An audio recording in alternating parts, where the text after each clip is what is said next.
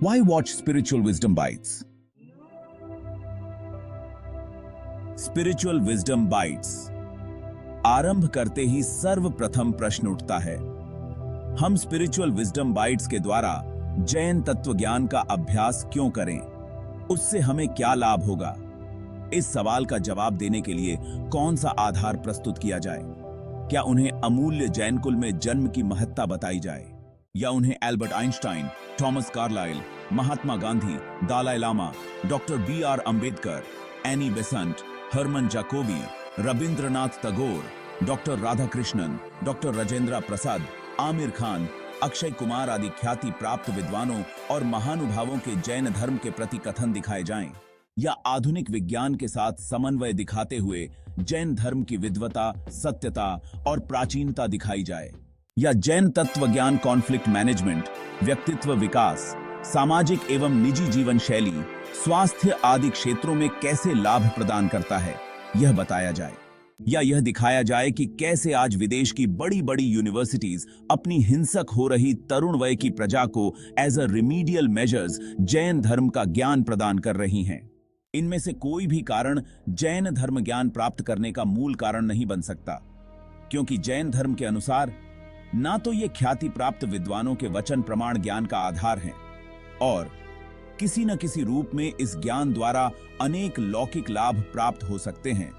फिर भी प्रथमानुयोग की कथाओं से देखा जाता है कि सम्यक जैन तत्व ज्ञान प्राप्ति के बाद भी दो भाइयों के बीच भूमि विवाद होता है, निर्दोष सती पर अन्यायपूर्ण आपत्ति आती है और युद्ध में सैकड़ों योद्धाओं की हत्या की जाती है। ऐसी कई कहानियां उपलब्ध हैं। सम्यक्त्व के साथ विरोध रूप ऐसे व्यवहार को अविरोध रूप से केवल अनेकांत ही स्थापित कर सकता है। इसलिए लौकिक लाभ जैसे कॉन्फ्लिक्ट मैनेजमेंट, पर्सनालिटी डेवलपमेंट या आर्ट ऑफ लिविंग या स्वास्थ्य आदि को जैन तत्व ज्ञान का मूल और वास्तविक उद्देश्य नहीं माना जा सकता।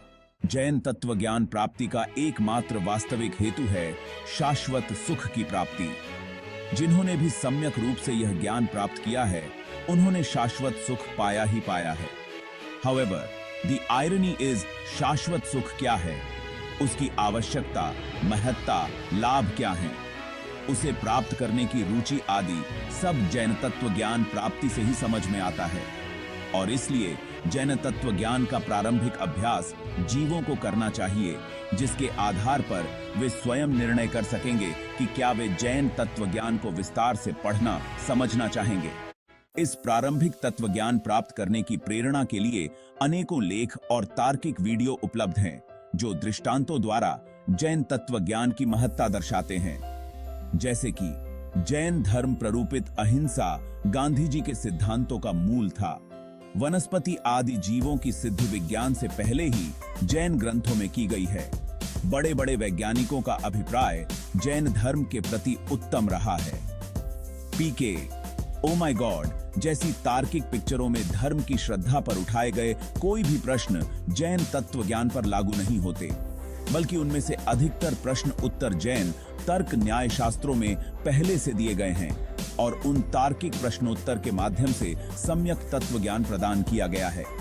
इन माध्यमों के द्वारा जैन धर्म पढ़ने की जिज्ञासा या प्रेरणा जगाई जाए, क्योंकि आज प्राचीन शिक्षा प्रणाली मरण स्थिति में है और लर्निंग थ्रू एक्सप्लोरेशन की प्रधानता है। आधुनिक शिक्षा पद्धति में हो रहे पैराडाइम शिफ्ट को ध्यान में रखते हुए इस स्पिरिचुअल विजडम बाइट्स का इस्तेमाल किया जाएगा, किंतु साथ ही प्रेक्षक वर्ग की यह रिस्पॉन्सिबिलिटी बनेगी कि अति सरलता का आग्रह छोड़ सत्य समझ का आग्रह रखें। जब कभी विषय सूक्ष्म और कठिन बने, तब उसे बोरिंग समझकर छोड़ने की बजाय स्वयं अपने समझने की रुचि को बल दें। जितना प्रैक्टिकल जरूरी है, उसकी भूमिका में थ्योरी के महत्व को भी न भूलें। विषय को उतना ही सरल बनाया जाएगा कि वह विकृत न हो जाए। नवीनता के कारण कठिनता का एहसास स्वाभाविक भी है, और due to fear of repetition and length किसी बिंदु को बार बार नहीं दोहराया जाएगा, लेकिन प्रेक्षक को बार बार वीडियो देखने से जरूर विषय की कठिनता दूर होगी। कुछ प्रमुख एवं मूलभूत प्रश्न और जैन तत्व ज्ञान अनुसार उत्तर। An individual who is a thinker often has questions that revolve around fundamental aspects of existence, reality, values, reason, etc. Few examples of such questions could be: what is the nature of reality? What does it mean to exist? How do we distinguish between true and false? How do mind and body interact? Do we have free will? What is the right thing to do? Does life have a purpose? Jainism has answers to it all. Like, what is the nature of reality? Utpad Vyaya Drovya. What does it mean to exist? Sat Dravya Lakshana. How do we distinguish between true and false? Mithya, Samyak Gyan. How do mind and body interact? Karta Karm ka abhav और निमित्त नैमित्तिक भाव. Do we have free will? स्वाभाविक निरपेक्ष और विभाव कर्म सापेक्षता. What is the right thing to do? गुणस्थान अनुरूप सहज बाह्य व्यवहार. Does life have a purpose? चतुर्गति परिभ्रमण या उससे छुटकारा. So, with these short answers, क्या अब जैन तत्वज्ञान शुरू करें? अभी नहीं, मुझे एक प्रश्न और है. What are the assumptions one has to accept to study these theories? Well, to start with, one will have to believe that we are soul and not the body. हम आत्मा हैं, शरीर नहीं. There is life beyond this life. इस जीवन के बाद भी जीवन है.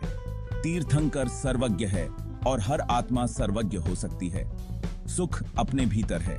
Materialist pleasure is indeed pain and not happiness. भौतिक सुख वास्तव में दुख है, सुख नहीं. आइडियली जैन धर्म का अध्ययन आपसे इन उपरोक्त मान्यता पर अंधविश्वास करने की मांग नहीं करता, rather helps you realise them. Jain तत्व अभ्यास वास्तव में इन उपरोक्त निष्कर्ष पर पहुंचने की प्रक्रिया है. जैन साहित्य इन मान्यता संबंधित तर्क और प्रमाण प्रदान करता है.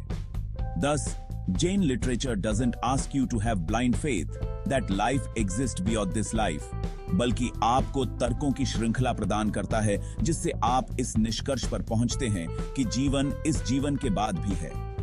The condition is, one continues the study of Jainism, alike formal education, till all the arguments are presented. Though during the process of learning, it might be perceived so by some, but these arguments are inherently not dull and dry, rather are pleasurable and takes you on the path of enlightenment. Jain साहित्य की विशेषताएं. प्रश्न यह है कि हमें कैसे पता चले कि हम जो पढ़ रहे हैं वह वास्तव में तीर्थंकर द्वारा कहा गया है या किसी व्यक्ति का व्यक्तिगत दृष्टिकोण है. इसका उत्तर है, जैन धर्म केवल उन साहित्य को जैन साहित्य जिनवाणी मानता है जो निम्नलिखित मापदंडों को पूरा करता है. पूर्वापर विरोध से रहित हो, that it doesn't contradict its own statement. दूसरों की युक्तियों एवं तर्कों से उसके मूलभूत सिद्धांत अखंडनीय हो. प्रत्यक्ष व अनुमान से विरोध को प्राप्त न हो. प्राणी मात्र का हितकारी हो. प्रयोजन भूत बातों का कथन हो तथा वह उन्मार्ग का नाश करने वाला हो. The above criteria thus reinforces the trust that Jain Tattwagyan is factual and not just assumptions. ये विशेषताएं इसे न्याय संगत और तार्किक बनाती हैं. Every concepts or principles that will be explained here shall not violate any of the above conditions.